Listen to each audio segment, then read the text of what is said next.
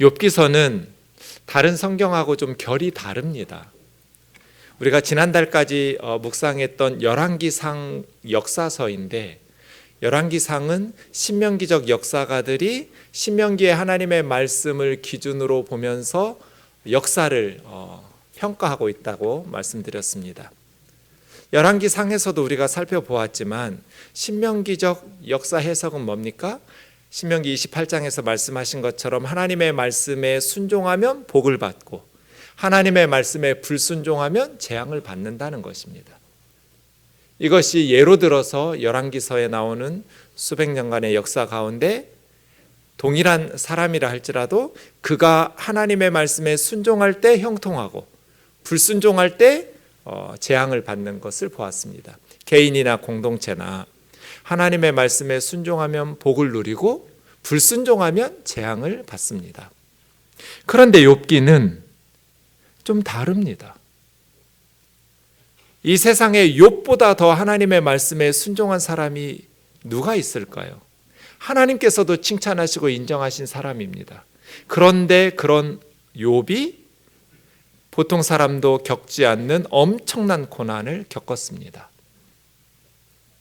욥기는 그런 성경이죠. 우리가 알고 있는 인과응보적인 권선징악의 신앙적 평가가 적용되지 않는 사례입니다. 그래서 우리를 더 깊은 하나님의 말씀으로 인도하고 있습니다. 시편 19편 8절 우리 한 목소리로 같이 읽겠습니다. 시작. 여호와의 교훈은 정직하여 마음을 기쁘게 하고 여호와의 계명은 순결하여 눈을 밝히시도다. 하나님의 말씀은 정직해서 우리 마음을 기쁘게 하고 하나님의 계명은 순결해서 눈을 밝게 해주는 이러한 은혜가 욥기서를 묵상하면서 우리에게 임했으면 좋겠습니다. 욥기서는 그 어떤 성경보다 가슴이 답답하죠.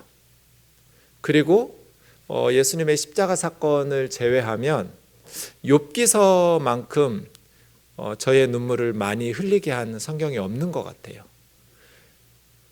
성경을 읽다 보면 성경에 등장하는 인물들에게 우리가 감정적으로 이입이 되는데 힘들어요.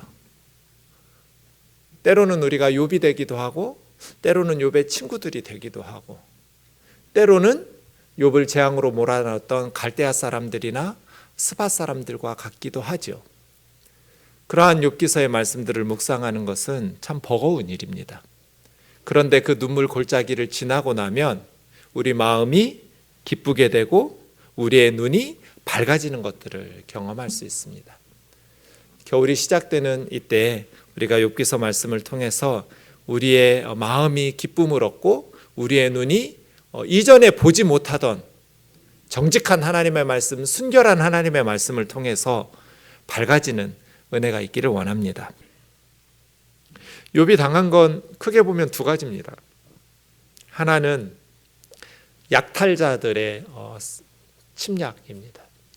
강한 자들이 스바 사람, 갈대아 사람들이 많은 짐승을 가지고 있는 욥에게 쳐들어와서 종들은 죽이고 양과 소와 낙타들을 빼앗아갔습니다. 고대에 흔히 있었던 일이고 지금도 더 강력한 기술의 발전과 과학의 발전에 의해서 전쟁을 통해서 일어나고 있는 일들입니다. 두 번째 욥이 당한 것은 자연재해입니다. 큰 바람이 불어서 집이 무너지고 자녀들이 죽었습니다.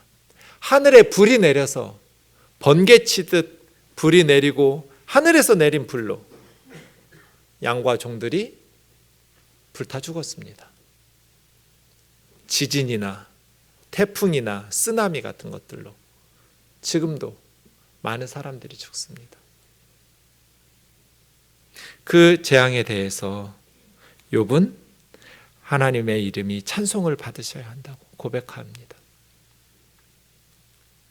이것이 귀로 듣는 신앙에서 완벽한 모습입니다. 욥은 그 많은 재앙의 소리를 들었을 때 그동안 자기가 가지고 있었던 신앙의 관성의 법칙에 의해서 정답 연합을 말합니다. 우리가 엄청난 비극을 당했을 때 보통은 장례식 기간 동안에 어떻게 가서 위로를 하지? 그런데 막상 장례식에 조문하러 가면 유가족들이 너무나 믿음으로 잘 견뎌서 오히려 은혜를 받을 때가 있어요. 욥도 그랬어요. 알몸으로 나왔는데 알몸으로 그리로 돌아갈 텐데 주신 분도 여호와, 취하신 분도 여호와시니 여호와 이름이 찬송을 받으실지어다. 이게 귀로 듣는 신앙의 훈련의 결과예요. 그런데 3장부터는 달라지기 시작합니다. 장례식이 끝나고 큰 행사 끝나고 나면 이제 유가족들은 고민과 질문이 시작되죠. 왜? 도대체 하나님이 왜? 새 친구가 달려왔습니다.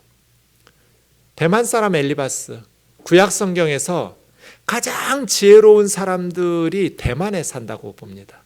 에돔 남쪽에 있는 대만 사람들의 지혜, 이것은 고대인들에게는 유명한 지혜입니다. 또 수아 사람 빌닷, 나아마 사람 소발이라는 세 친구가 욥을 위문하고 위로하려고 약속하고 왔어요. 고난당한 친구를 위로하려고 와서 일제히 소리를 질러서 욥을 보면서 울면서 자기 옷을 찢고 재를 날리면서 밤낮 7일 동안 함께 앉아서 욥 곁을 지켜주었어요. 욥의 고통이 심해서 한마디도 말하는 사람이 없었어요. 이 욥의 세 친구는 보통 사람들이 아니에요. 위대한 신앙인들이에요. 만약에 욥의 세 친구들의 말이 욥기서에 있지 않고 다른 성경에 써 있었다면 엄청난 신앙인들이라고 칭찬받았을 거예요. 욥의 세 친구는 그렇게 무지한 사람이 아니에요. 미성숙한 사람들도 아니에요. 깊은 신앙을 가지고 하나님을 섬겼던 참된 신앙인들이에요. 그런데 문제는 욥에게는 해당되지 않는 말들로 상처난 욥의 상처에 고춧가루를 뿌린 사람들이에요. 우리가 이럴 수 있다는 것을 조심하셔야 돼요. 욥의 세 친구들이 말한 건 신명기에서 말한 그대로예요. 다른 성경에서 가르쳐준 그 말씀 그대로예요. 하나님의 진리예요. 그런데 우리가 그 올바른 하나님의 진리의 말씀을 가지고 욥의 세 친구와 같이 고난당하는 자들의 상처에 고춧가루를 뿌려서 하나님 앞에 혼나는 경우가 있다는 것을 기억하셔야 돼요. 욥의 세 친구는 욥을 비난하려고 한 게 아니에요. 7일 밤낮 동안 한마디도 하지 않았어요. 이 욥의 세 친구가 욥에게 말하기 시작한 것은 3장 때문이에요. 그래서 4장부터 세 친구들의 말이 나와요. 욥기 3장에 보면 이때 이미 여러 달 지났어요. 7장에서 욥은 내가 여러 달째 이러고 있다고 말해요. 친구들이 온 지 7일 만에 대화가 시작됐는데 7일밖에 안 지났는데 왜 욥은 여러 달째 이런 머리끝부터 발끝까지 종기가 나서 가려워가지고 기와 조각으로 긁어가면서 이런 슬픔을 당한다고 할까? 7일밖에 안 지났는데 무슨 뜻이에요? 동물들이 사라지고 자녀들이 죽은 직후에 욥의 몸이 아픈 게 아니에요. 그 간격이 몇 달 있었던 거예요. 친구들은 7일 만에 대화가 시작됐거든요.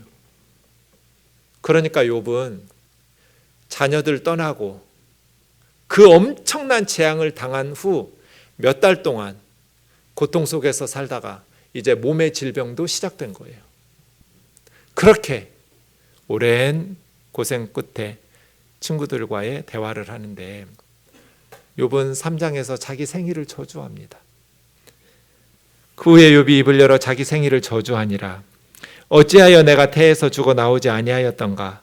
어찌하여 내 어머니가 해산할 때 내가 숨지지 아니하였던가? 내가 엄마 뱃속에서 왜 살아서 나왔을까? 차라리 엄마 뱃속에서 죽어서 나왔으면 이런 고난을 당하지 않았을 텐데. 내가 왜 우리 엄마는 나를 낳다가 왜 살려서 낳았을까? 해산할 때 내가 숨졌으면 좋았을 텐데. 태어나다가 그때는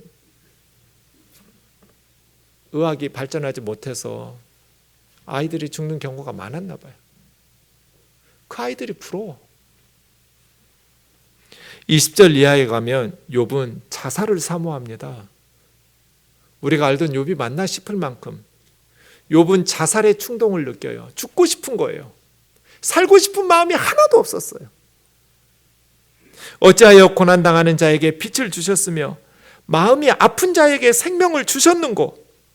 이러한 자는 죽기를 바라도 오지 아니하니 땅을 파고 숨긴 보배를 찾음보다 죽음을 구하는 것을 더하다가, 땅에서 보석이 숨겨 있다라는 말을 듣고 땅을 파서 보물을 구하는 것보다 욥은 죽음을 더 원했어요. 죽기를 바라도 하나님께서 놔주시지를 않는구나. 이 3장에 베아드가 나오는데 하나님에게 둘러싸여 있어서 나는 죽고 싶어도 죽을 수도 없구나. 이것이 욥의 탄식이었어요. 믿음이 있으니까 자기 맘대로 죽지도 못해요. 하나님께서 붙드시니까. 역설적이죠. 욥기에는 이런 역설과 아이러니가 굉장히 많아요. 하나님께서 1장 10절에서 베아드를 제거했거든요. 또 가죽께서 가죽을, 그 몸의 생명도 베아드예요.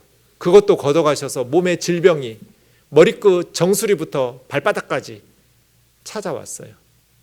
욥의 고통은 하나님의 보호하심, 울타리가 제거됐다는 거예요. 경계가 사라져버렸어요. 그러니까 정신적으로 혼란이 오고 영적으로 고민이 시작된 거예요. 그동안 자기가 붙들고 있었던 그러한 모든 경계선이 다 제거돼 버렸어요. 그런데 역설적으로 욥은 하나님께서 나를 둘러서 붙들고 계셔서 내가 죽을래야 죽을 수도 없구나.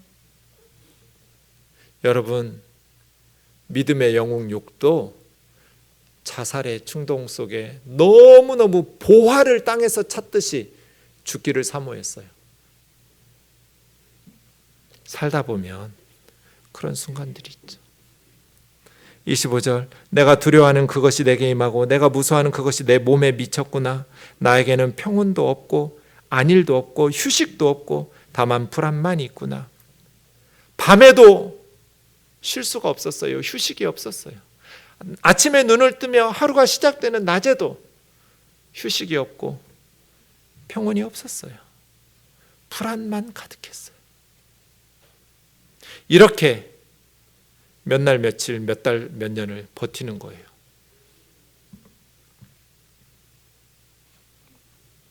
(3장에서) 욥은 이 사람이 믿음의 사람이 맞나 싶을 만큼 하나님 앞에서 무너졌어요. 욥과 세 친구들의 대화를 보면 욥의 친구들은 논리를 가지고 이성적으로 말을 해요. 이성적으로, 논리적으로, 교리적으로 말을 풀어가요. 근데 욥은 감성적으로, 감정적으로 풀어내는 말들이에요.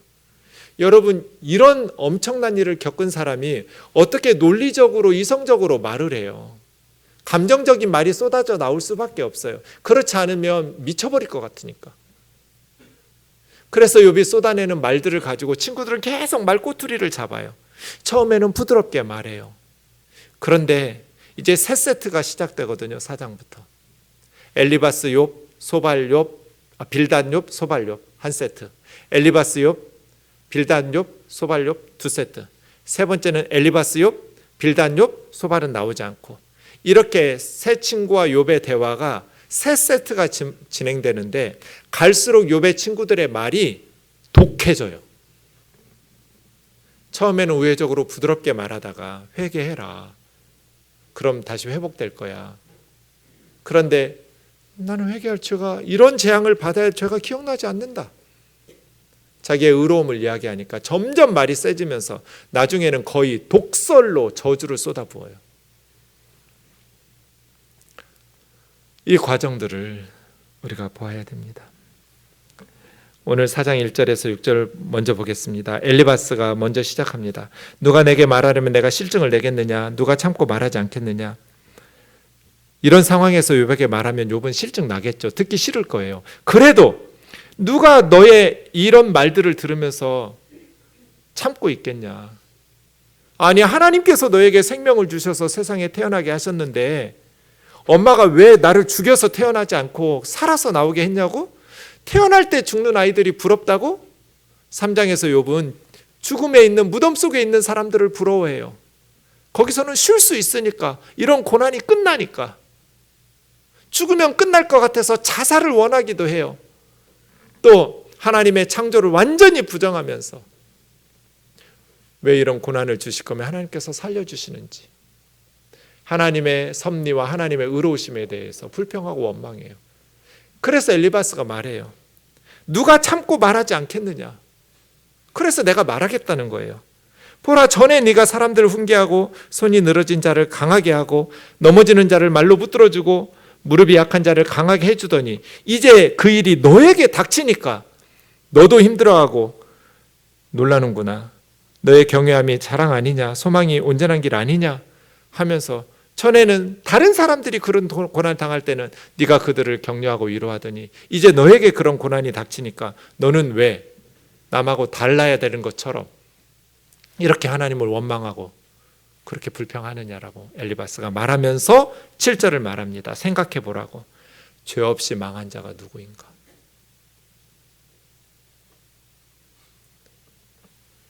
하나님의 말씀에 순종하면 복을 받고 불순종하고 죄를 지으면 재앙을 받아요. 그런데 욥이 지금 재앙을 받았어요. 그럼 뭐예요? 네가 하나님의 말씀에 불순종하며 죄를 지은 게 있다는 거잖아요. 이것이 새 친구의 생각이에요. 생각해 보라. 죄 없이 망한 자가 누구인가? 정직한 자의 끊어짐이 어디 있는가?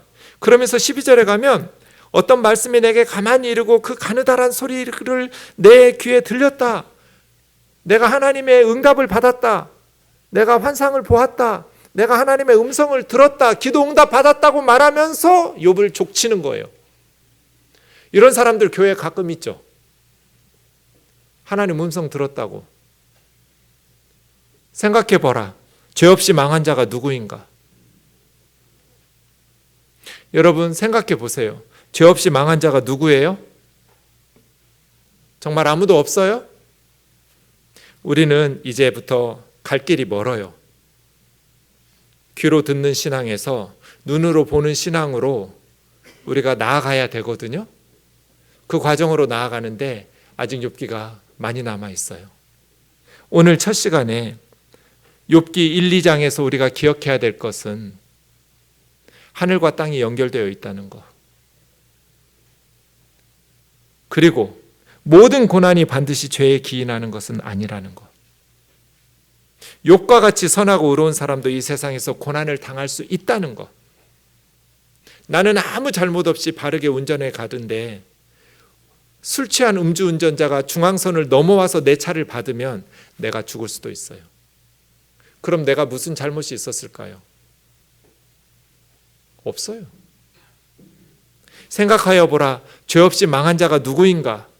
이런 미성숙한 신학을 가지고 다른 사람들의 삶과 사건들을 해석하면 욥의 새 친구처럼 하나님에게 꾸중을 듣는, 상처받은 사람들에게 위로하러 왔다가 고춧가루를 뿌리는 어리석은 삶을 살게 됩니다. 우리는 모든 고난이 반드시 죄 때문에 발생하는 것 아니라는 걸 인정해야 돼요. 죄 없이 망한 사람이 정말 없어요? 성경에 널려 있어요. 아벨이 무슨 죄 때문에 가인 형에게 맞아 죽었어요? 아벨이 무슨 죄가 있어서 망했어요? 밧세바의 아내 우리야 무슨 죄가 있어서 다윗에게 그렇게 아내 빼앗기고 전쟁터에서 죽임당했어요? 우리야는 수없이 많아요. 스데반 집사님은 무슨 죄가 있어서 돌에 맞아 순교당했을까요? 수많은 우리 믿음의 선배들은 무슨 죄가 그렇게 많아서 순교를 당했을까요? 생각하여 보라. 죄 없이 망한 자가 누구인가? 세상은 인과 응보의 법칙으로 다 설명할 수 없어요. 그 사람이 재앙을 당하고 있으니 우리가 모르는 무슨 죄가 있을 거야 라고 생각하는 것은 성경적인 사고방식이 아니에요. 너무나 단순한, 너무나 미성숙한 신학이에요. 그래서 우리는 다른 자매 형제들의 고난을 바라보면서 그 사람이 우리가 모르는 무슨 죄가 있기 때문에 저런 재앙을 받는다는 생각이 잘못됐다라는 것을 기억해야 돼요. 세월호 사건이 일어났어요. 나도 자식 키우는 아비로서 너무 마음이 아파서 예배를 드린다길래 안산에 갔어요. 그리고 계속 함께 예배를 드리다 보니까 서로 친해지게 되었고, 저에게 설교를 부탁해서 욥기서 말씀을 가지고 몇 주간 함께 유가족들과 예배를 드렸어요. 자식을 잃은 부모들과 함께 하나님 앞에 예배 드리는 거예요. 어느 날 한 엄마가 물었어요. 목사님, 우리 딸은 왜 죽었을까요? 수학여행 가던 우리 딸이 왜 죽었을까요? 그래서 제가 모른다고 그랬어요. 나 모르겠다고. 그랬더니 그 엄마가 제 손을 잡더니 울어요.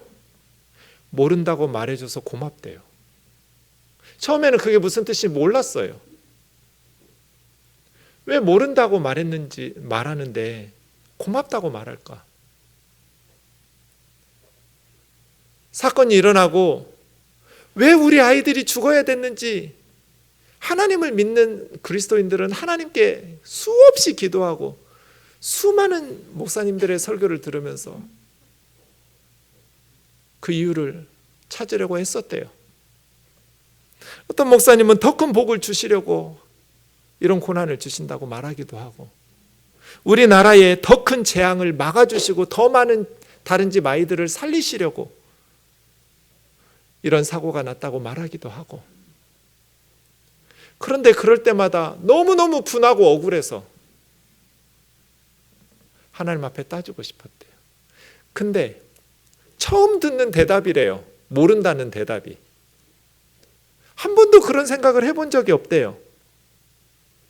그랬을 너무 고맙대요. 모른다고 말해줘서 고맙다고.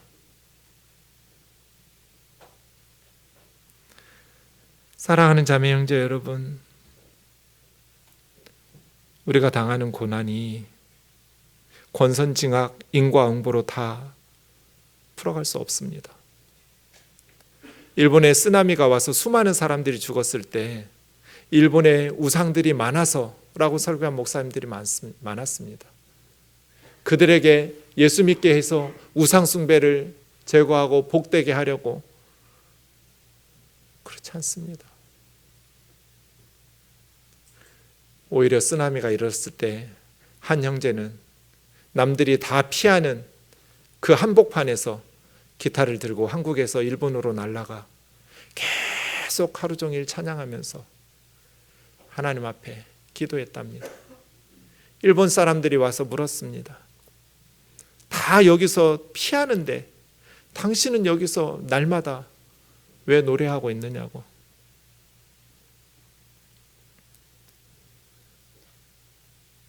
나는 예수님이 당신들을 사랑한다라는 것을 말해주고 싶어서 여기 있다고. 하나님이 당신들을 버린 게 아니라